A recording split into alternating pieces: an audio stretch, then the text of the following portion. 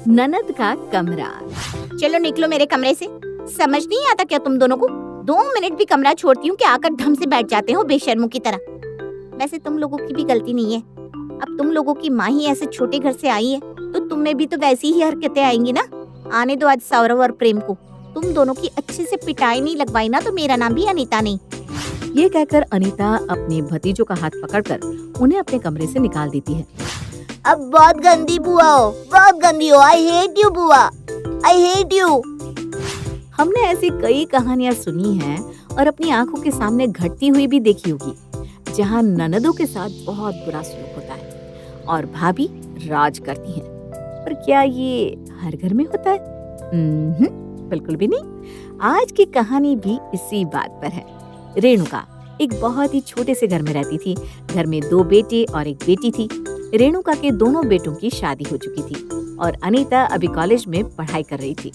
हर रोज की तरह अनीता हड़बड़ी में अपने कमरे से बाहर आती है। अभी तक नाश्ता नहीं बना तो सुबह उठकर आप दोनों करती क्या है भाभी? टोटल 8 लोग तो हैं हम गिनकर और काम करने वाले आप 2 लोग। 2 जने मिलकर 8 लोगों के खाने तक का काम नहीं संभाल पा रहे हो। मेरे पास वक्त होता ना तो मैं आधे घंटे के अंदर सभी का खाना तैयार कर देती, पर वक्त नहीं है ना मेरे पास। फिर से मुझे कैंटीन में ही खाना पड़ेगा। अरे क्यों खाएगी तू बाहर? रुक, मैं अभी जाकर तेरे लिए गर्मा गर्म रोटियां बनाकर लाती हूँ। सब कुछ हो गया है दीदी, बस 2 मिनट दीजिए। मैं भगवान को भोग लगाकर बस आपको बुलाने ही जा रही थी। रहने दीजिए भाभी, ये आपका रोज का डायलॉग है। इसी चक्कर में बार बार मेरी क्लास मिस हो जाती है और मुझे बाहर खाना खाना पड़ता है। कैसी बहू को लेकर आई हो मम्मी? देखो तो इसी तरह कैंटीन में खाती रही ना मैं तो और मोटी हो जाऊंगी। फिर करवाती रहे ना मेरी शादी। ये कहकर अपना पर्स उठाए अनीता अपने कॉलेज चली जाती है। कॉलेज कैंटीन में बोर हो जाती हूँ यार, ये रोज रोज कॉलेज आना। ये राहुल भी कहाँ रह गया पता नहीं। तू आती है कॉलेज है? किस कॉलेज में आती है तू? एक दिन भी क्लास नहीं किया तूने? किसी प्रोफेसर का चेहरा नहीं पहचानती तो बस चुपके से अटेंडेंस बनवा लेती है और राहुल के साथ बैठकर गप्पे लगाती रहती है। तो तू क्या करती है? मैंने कम से कम इस 3 साल की डिग्री में राहुल को तो ढूंढा। तू तो वो भी नहीं कर पाई। जो मिलता है तुझे छोड़कर टाटा बाय बाय कहकर चला जाता है। देख लिया अनीता, ज्यादा मत बोल। अरे रुक जाओ, कौन ज्यादा बोल रहा है? ये तुम्हारी मुंह बोली बहन। और कहाँ थे तुम? तुम्हारे चक्कर में भाग भाग कर कॉलेज आती हूँ और तुम हो कि और लेट आते हो। अरे परेशान मत हो अनीता, मैं तो एक चक्कर चलाने गया था। मैंने पूरी सेटिंग कर लिया। मुझे पता चला है कि 2 महीने के बाद कॉलेज में प्लेसमेंट होने वाले और प्लेसमेंट सिर्फ और सिर्फ मार्क्स के बेसिस पर होंगे। फिर तो हो गया हमारा प्लेसमेंट। घर पर अगर पता चल गया ना कि मेरी प्लेसमेंट नहीं हुई तब तो मेरी खैर नहीं। मेरे रहते ऐसा हो सकता है क्या? प्रोफेसर को मैंने घूस खिला दी है। अब तुम्हारे सारे पेपर में 90+ मार्क्स ही देंगे वो। तुम्हारी प्लेसमेंट तो पक्की। आराम से एंजॉय करो। देख लो स्नेहा, क्लास ना करके भी 90+ आएंगे मेरे। तेरा तो सही है, आराम से घुमा फिरा कर। मेरा तो कोई गॉडफादर नहीं है, मैं चली क्लासेस करने। यहाँ अनीता आराम से कैंटीन में खाना खाती है और वहाँ रेणुका अपनी बहू की जमकर क्लास लगा देती है। दिन रात बेचारी मेरी बेटी पढ़ाई करती है। तुम दोनों को तो सिर्फ 2 वक्त का खाना बनाना है, वो भी तुम लोगों से नहीं हो पा रहा। सही से पढ़ेगी ना तभी जाकर उसे नौकरी लगेगी। अब से हम नाश्ते की तैयारी रात से ही शुरू कर देंगे मम्मी जी, आप फिक्र मत कीजिए। उल्टा जवाब देना भी सीख गई तुम। चलो ये भी बढ़िया है। अब कुछ इस तरह अनीता अपने मायके वालों पर रूप झाड़ती थी, खास करके उन भाभियों पर जो खुद इतनी परेशान थी। मम्मी मेरी मैथ्स की बुक ही नहीं मिल रही, कल मेरे एग्जाम है, मैं रिवीजन कैसे करूँगा? एक तो इसे एग्जाम के एक दिन पहले ही आइंस्टाइन बनना होता है, ऊपर से ये माचिस के डिब्बे से भी छोटा कमरा, उसी में आपके कपड़े रखे हैं, आपके ऑफिस की फाइलें रखी हैं, बच्चों के स्कूल के कपड़े, बच्चों का सामान, मेरा खुद का सामान तो कमरे के बाहर फेंका हुआ है। अब इतनी चीजों में कहाँ ढूंढूं मैं इसकी मैथ की बुक? जैसी हालत यहाँ प्रिया की थी वैसी ही हालत नेहा की भी थी। कल के एग्जाम के लिए रात को शुभम पढ़ाई कर रहा था। ये भी कोई जिंदगी है? इससे अच्छी जिंदगी तो कुत्ते बिल्लियों की होती है। कम से कम सड़क के किनारे आराम से सो तो पाते। सुबह 7 बजे ऑफिस जाना है, कमरे की लाइट तो बंद कर दो।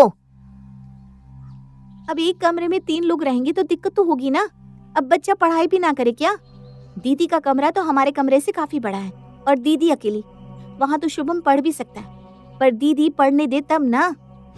यहाँ जहाँ अनीता की दोनों भाभियों अपने छोटे से कमरे में अपने बच्चे और पति के साथ किसी तरह मैनेज कर रही थी, वहाँ अनीता अपने किंग साइज बेड में आराम से लेटकर फोन पर राहुल से बातें कर रही थी। तुम पागल हो अनीता, जो अपने पीछे से अपना कमरा खुला छोड़ आती हो। याद है तुम्हें?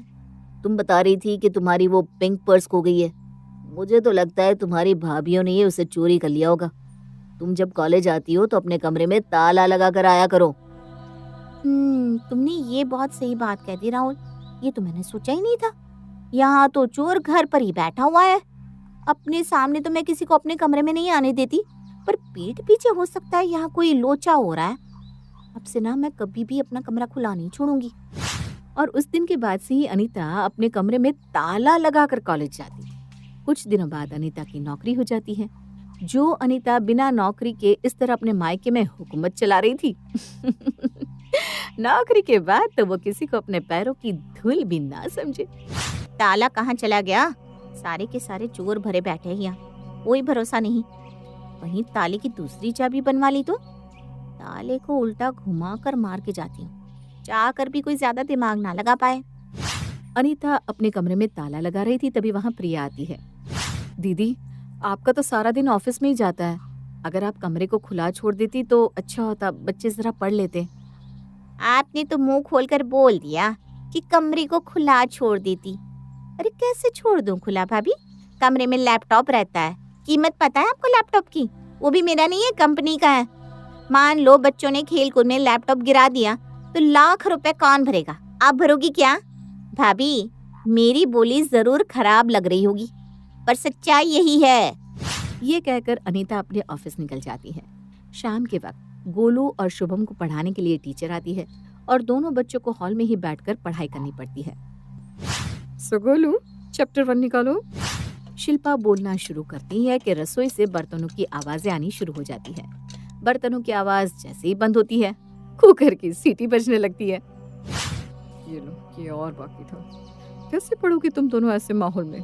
मुझे तो तुम लोगों की बहुत टेंशन हो रही है। शिल्पा दोबारा से चैप्टर रीड करना शुरू करती है कि तभी रेणुका वहां आकर टीवी लगाकर बैठ जाती है। एक्सक्यूज मी नेहा जी, आप लोगों को अपने बच्चों की फ्यूचर की फिक्र है ही नहीं। कम से कम एक कमरा सेपरेट प्रोवाइड कीजिए मुझे, इसमें मैं इन दोनों को पढ़ा पाऊँ। इस तरह शोरगुल में बच्चे नहीं पढ़ाए जाते। मैं देखती हूँ मैम, आप ना आज मैनेज कर लीजिए, मैं घर पर बात करती हूँ। फौरन नेहा रसोई में जाकर इस बारे में प्रिया से बात करती है। भगवान ऐसी ननद किसी को ना दे, जरा भी दया नहीं है उसके मन में। बुआ तो भतीजे के लिए क्या कुछ नहीं करती, अरे कलेजा काट कर रख देती है और इनसे एक कमरा नहीं छूट रहा। मुझे तो एक ही उपाय समझ में आता है, जल्दी से जल्दी दीदी की शादी कर दी जाए। शादी के बाद कमरा तो अपने साथ नहीं ले जाएगी, फिर कमरा खाली हो जाएगा तो बच्चे आराम से पढ़ पाएंगे। हाँ, फिर हमें भी जरा सांस लेने की जगह मिले। और मौका पाती ही नेहा और प्रिया अनीता की शादी की बात छेड़ देते हैं। ये तो बहुत सही बात कही तुमने। प्रिया लड़का देखना शुरू करता है। आज तक अपने भाइयों को किसी बात के लिए परेशान नहीं किया मैंने, इस बात के लिए भी नहीं करूंगी। लड़का देख रखा है मैंने। और क्या था, 1 महीने के अंदर अंदर ही अनीता की शादी राहुल से हो जाती है। दामाद जी, अब हमारी बेटी आपके हवाले हुई, ख्याल रखिएगा उसका। अब फिक्र मत कीजिए मम्मी जी, अनीता और उसके नखरे का बिल्कुल अच्छे से ख्याल रखूंगा मैं। और फिर धीरे से राहुल अनीता के कानों में कहता है, कमरा खुला छोड़कर जाओगी क्या? ताला लगाओ कमरे में। अगर ये कमरा तुम्हारा रहा तभी इस घर में तुम्हारा कुछ रहेगा, वरना तो सब नील बट्टा सन्नाटा समझो। कमरा खाली रखने की जरूरत ही नहीं है। तो क्या रखूं कमरे में? सब कुछ तो अपने साथ लेकर तुम्हारे साथ आ रही हूँ। अभी फिलहाल तो ताला लगाओ, उसके बाद देखते हैं। और विदा होते हुए भी अनीता अपने कमरे में ताला लगाकर निकलती है। ये तो हमारी किस्मत पर ही ताला लगा गई, अब क्या करें नेहा? मम्मी जी, दीदी तो अब चली गई हैं, तो क्यों ना हम इस कमरे का ताला तोड़ दें, बड़ी दिक्कत होती है। इतनी दिक्कत हो रही है तो मेरी बेटी की तरह तुम लोग भी नौकरी करना शुरू कर दो, फिर अपने पैसे से महल बना लेना है। बढ़िया आई, क्या फायदा हुआ इतना सब करके भाभी, पूरा प्लान फ्लॉप हो गया। कमरे का ताला तो वैसा का वैसा ही रह गया। पहले कम से कम रात को जब दीदी आती थी 2 मिनट बच्चे कमरे में तो चले जाते थे, अब तो वो भी नहीं होगा। अगले दिन पग फेरे की रस्म के लिए अनीता वापस अपने मायके आती है और आते ही कमरे का ताला खोल देती है। घर में बंद कमरा अच्छा नहीं लगता बाबा। एक तो इतना सा घर, उसमें भी कमरे बंद शोभा देता है क्या? भाभी, लगता है दीदी की मति सुधर गई। चलो अच्छा है, दामाद जी अच्छे हैं। लगता है उन्होंने ही कहा होगा दीदी को कमरा खोलने को। बिल्कुल सही कहा। दीदी कमरा खुला रहेगा तो हम तो बैठे ही हैं, साफ सफाई भी होती रहेगी। अनीता जैसे ही अपने कमरे में जाती है, उसके पीछे पीछे उसके भतीजे भी कमरे में चले जाते हैं। बुआ बुआ, ये पूरा कमरा मेरा हुआ, ये बिस्तर मेरा। तेरा कमरा हुआ तो क्या हुआ, बुआ तो मेरी है। आप मुझे चॉकलेट दिलाओगे ना? बुआ, मुझे लैपटॉप में गेम्स ऑन कर दो ना। कमरा खुलता नहीं कि ये पहले ही छाती पर आकर बैठ जाते। उस वक्त तो अनीता कुछ भी नहीं कहती और सब बर्दाश्त कर लेती है। अपनी ननद के कमरे को खुला छोड़ने के डिसीजन को देखकर उसकी दोनों भाभियों तो उस पर प्यार बरसाना ही शुरू कर देती हैं। पूरा दिन अनीता अपनी अच्छी खासी सेवा करवाती है और फिर रात के वक्त, चलो निकलो मेरे कमरे से। समझ नहीं आता क्या तुम दोनों को? 2 मिनट कमरा छोड़ती हूँ कि आकर ढंग से बैठ जाते हो बेशर्मों की तरह। आने दो आज सौरव और प्रेम को। तुम दोनों की अच्छे से पिटाई नहीं लगवाई ना तो मेरा नाम भी अनीता नहीं। ये कहकर अनीता अपने भतीजों को हाथ पकड़कर उन्हें अपने कमरे से बाहर निकाल देती है। अब बहुत गंदी बुआ हो, बहुत गंदी हो। आई हेट यू बुआ, आई हेट यू। तेरी इतनी मजाल मेरे से बदजुबानी कर रहा है, मुझे गंदा कह रहा है। आज तक तेरे बाप ने मुझे कुछ नहीं कहा और तू? अनीता पलटकर गोलू को थप्पड़ मार देती है और इतना ही नहीं, अपने दोनों भाइयों के आने के बाद अपनी भाभियों की शिकायत भी उनसे कर देती है। देख लो तुम दोनों, एक दिन हुआ नहीं मुझे गए कि ये सब शुरू हो गया इस घर में। मैंने तो शादी के वक्त ही कहा था गरीब घर की लड़कियों को लाने की जरूरत नहीं है, पर न जाने तुम दोनों को कौन सा सांप काट गया था। किसी को कोई सांप नहीं काटा है और इतनी भी बड़ी बात नहीं हो गई थी कि तूने इतने छोटे से बच्चे पर हाथ उठा दिया। तुम्हारे कमरे में वो बैठ ही जाता तो क्या हो जाता।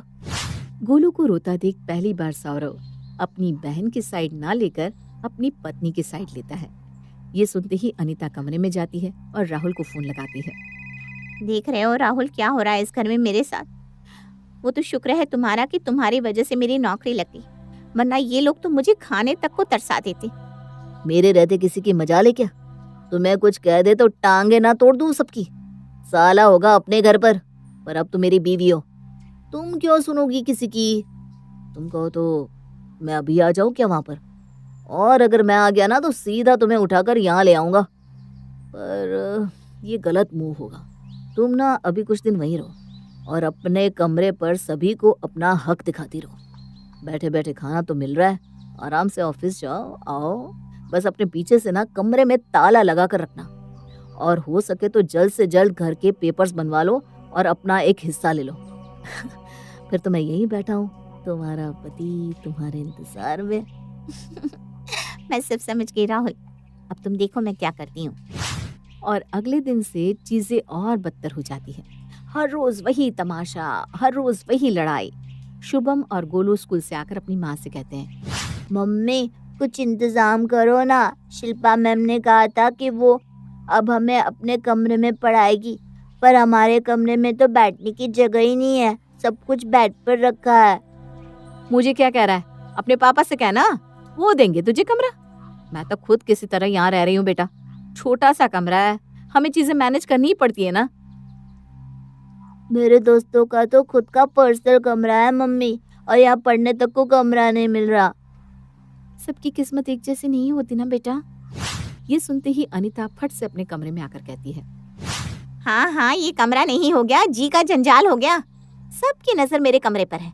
दिन भर कोई बात ना होकर इस घर में बस कमरे की ही चर्चा होती है। अरे भाई, इतना ही कमरा चाहिए तो अपने सास ससुर से मांगू ना।